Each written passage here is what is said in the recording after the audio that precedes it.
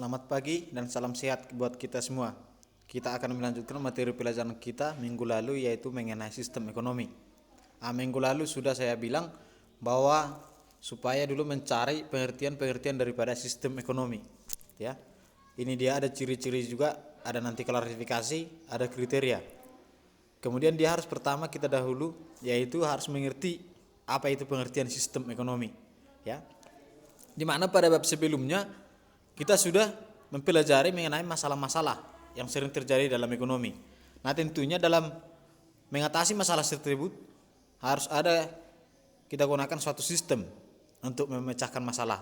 Sehingga dari situ dia dapat diartikan bahwa sistem ekonomi itu adalah sekumpulan komponen, ya, atau unsur-unsur yang saling berhubungan dan berinteraksi.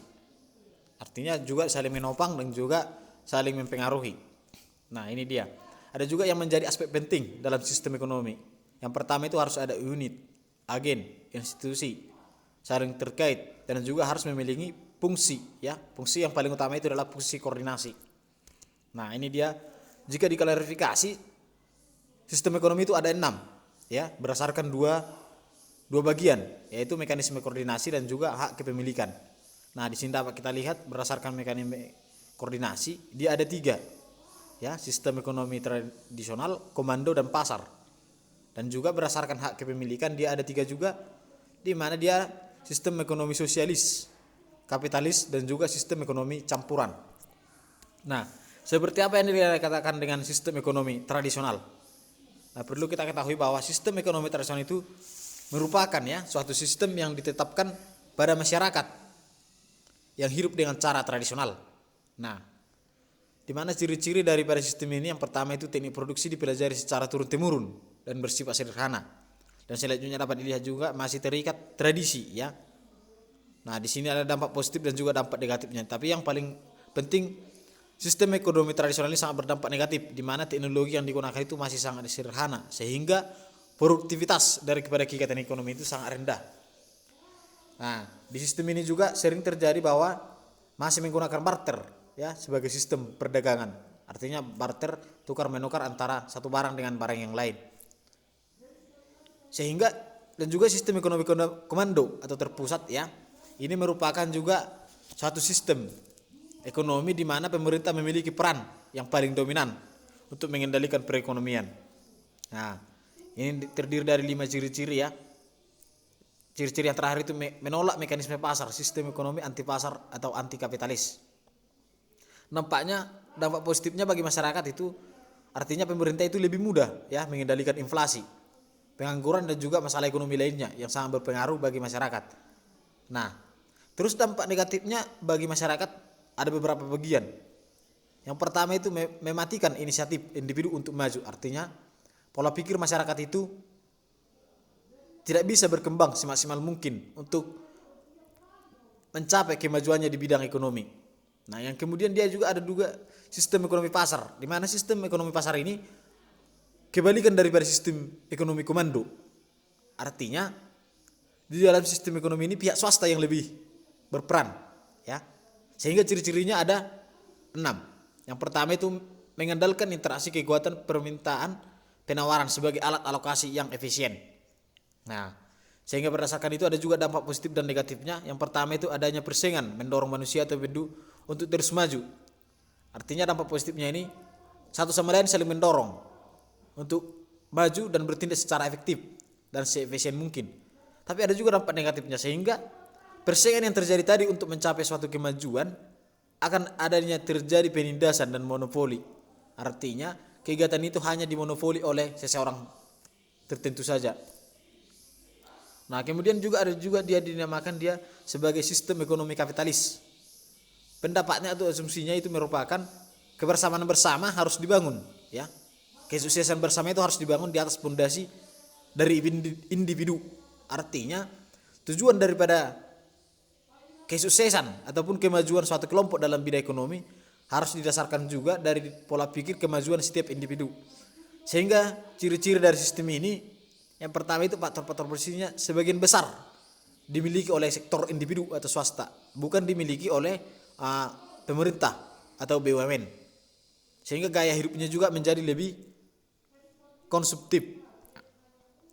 Nah, ini dia dampak-dampak positif dan juga dampak negatifnya di dalam sistem ekonomi kapitalis. Ya, salah satunya dampak positifnya kapitalisme ini mendorong pertumbuhan ekonomi dengan memfasilitasi kompetisi terbuka di pasar. Nah, akibatnya sehingga daripada persaingan bebas itu menyebabkan dia memburuknya distribusi pendapatan maupun kekayaan. Nah, sistem ekonomi kapitalis ini juga ya berada dia di abad ke-17 sampai menjelang abad ke-20 agen ekonomi. Sehingga dia berdasarkan itu maka muncul dia kapitalisme modern, di mana kapitalis ini telah disempurnakan diterimanya pemeranan pemerintah dalam pengelolaan perekonomian. Nah, ini dia. Nah, yang termasuk dalam sistem ekonomi kapitalis itu ada 4. Ya, ada 4 bagian. Yang pertama itu hak kepemilikan, keuntungannya, konsumerisme dan juga kompetisi. Nah, selanjutnya dia sistem ekonomi sosialis, ya. Sistem ekonomi sosialis ini atau bisa juga dikatakan dia sistem ekonomi komando, di mana kemakmuran individu itu hanya mungkin tercapai bila berpondasikan kemakmuran bersama. Artinya kita bisa sukses apabila suatu kelompok atau gabungan itu sukses. Sehingga berdasarkan itu ciri-cirinya juga ada di sini. Sebagian besar kepemilikan merupakan kepemilikan sosial, ya, ataupun milik negara, atau sering juga disebut dia BUMN, sama dengan sistem ekonomi komando. Dan tidak percaya dengan mekanisme pasar bebas, ya, di mana pemeranan pemerintah di sini sangatlah besar atau etatis. Kemudian di sini dia sistemnya ada beberapa tahap, ya. Ada juga komunikasi awal, perbudakan, kapitalis, sosialis dan juga komunisme. Nah, sehingga berdasarkan itu ada juga langkah-langkah yang digunakan untuk mempercepat terbentuknya masyarakat komunis. Dapat nanti dilihat pada gambar di bawah. Nah, sistem ekonomi campuran ini dia juga merupakan sistem perekonomian yang mengambil kebaikan dari sistem ekonomi kapitalis dan sosialis, ya. Di mana dia mengambil yang baik dari sistem ekonomi sosialis dan juga kapitalis. Sehingga berdasarkan itu maka nanti tercapai dia kesejahteraan, atau sering juga disebut dia welfare state, ya. Ciri-cirinya yang pertama itu sistem ekonomi campuran ini adalah sistem ekonomi yang memadukan antara sistem ekonomi terpusat dan juga sistem ekonomi pasar. Artinya dia memadukan dua ekonomi. Bisa juga dia terjadi nanti sistem ekonomi terpusat dan bisa juga terjadi sistem ekonomi pasar. Nah, itu dia. Kemudian ada juga dia yang menjadi berdasarkan daripada sistem-sistem tadi. Nah, yang termasuk dia sistem ekonomi di Indonesia itu adalah salah satu alat guna untuk mencapai tujuan kehidupan suatu bangsa atau negara, ya. Di mana merupakan, ya, sistem ekonomi di Indonesia itu ada beberapa kriteria dinamakan sistem itu baik atau tidak. Yang pertama, daya tahan dan daya adaptasi. Sistem ekonomi yang baik itu dapat diartikan, ya, bahwa sistem ekonomi yang mampu menghadapi ketidakpastian, baik ketidakpastian jangka pendek maupun jangka panjang. Kemudian juga ada juga dia dikatakan baik dilihat daripada unjuk prestasi atau performnya, ya. Itu dapat dilihat dari 5 bagian: kemakmuran, pertumbuhan, produktivitas, pemberdayaan dan juga terpeliharanya lingkungan hidup.